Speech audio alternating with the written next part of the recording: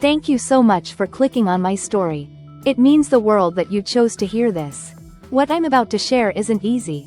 It's not just about surviving a kidnapping, it's about surviving a psychological war. I never thought I'd be someone who could say, I looked evil in the eye and lived to talk about it. But here I am. My name is Lena, and this is the story of how I was abducted by a man who didn't want to just hurt me, he wanted to break me. It started like any normal Tuesday.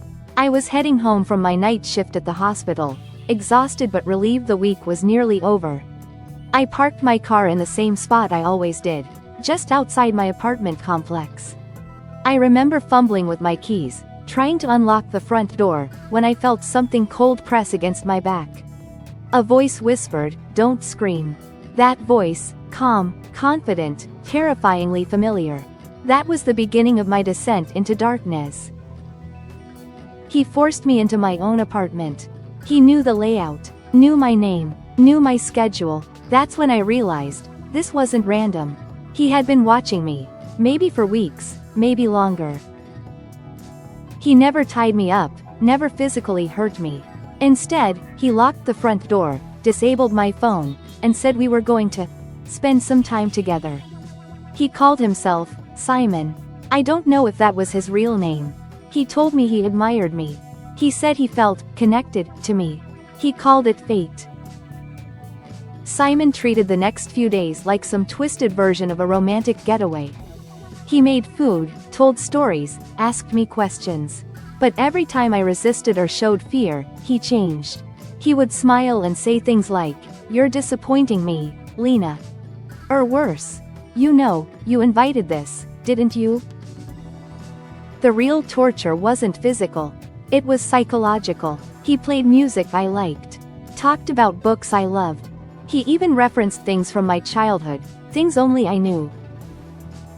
One night, I woke up to him standing over me, watching me sleep. He whispered, "You talk in your sleep. That's how I know you're starting to trust me." I began to doubt myself. Was I going crazy? Had I met him before? Did I do something to bring this on? He wanted me to question my reality, and it was working. The breaking point came on the 5th day. He said we were going to start over, and handed me a dress, one I hadn't seen in years. My high school prom dress. How did he even get that? He wanted me to wear it and have a dinner date with him in the living room. When I refused, he smiled and said, "You always ruin things." Then he pulled out my childhood diary, the one I lost years ago during a move. My blood went cold. He began reading from it. My fears, my secrets, my heartbreaks. He recited them back to me like sacred verses. That's when something inside me snapped. I wasn't going to let this man turn me into a puppet. While he was distracted talking about our future, I excused myself to the bathroom. Inside, I found an old bobby pin under the sink. It took 20 minutes, but I picked the lock to the bedroom where he'd hidden my phone. The battery was dead, but I remembered I had a charger in the living room behind the couch. I waited until he went to the kitchen. Then I sprinted. I plugged in the phone.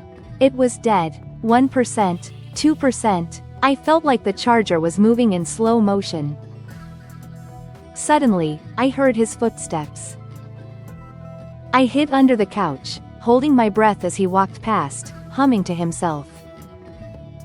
As soon as the phone turned on, I texted 911 with my address. I didn't know if the message went through, but I had to try. He returned. I pretended nothing happened. He said he wanted to watch a movie. I picked the longest one I could think of. Every second felt like an hour. Every moment, I waited for him to discover what I'd done. And then, sirens. He looked at me with betrayal, like I had broken his heart. "You lied to me," he said. He walked toward me slowly, then ran for the back door. Police tackled him before he could get out. I collapsed. They found recordings, journals, photos. He'd been stalking me for over a year. He had replicated parts of my childhood bedroom in his basement. My family photos. My old stuffed animals. He wanted to become part of my life, by force. He was sentenced to 25 years without parole. But that wasn't the end for me. I had to rebuild everything. My sense of safety, my identity, my trust in the world. Therapy helped. So did support groups. But the nightmares, the paranoia, they linger. Still, I remind myself every day. I survived. I outwitted him. He wanted to break me. He failed. Thank you for staying with me through this story. I know it was intense.